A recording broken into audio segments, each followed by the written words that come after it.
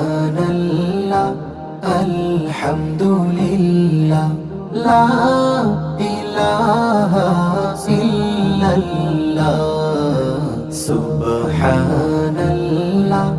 আলহামদুলিল্লাহ লা ইলাহা ইল্লাল্লাহ তুমি বাঁচাও তুমি মারো অবিরত ক্ষমা করো তুমি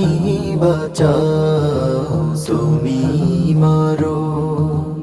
অবিরত ক্ষমা করো ধরার যে জন তাকে ধরো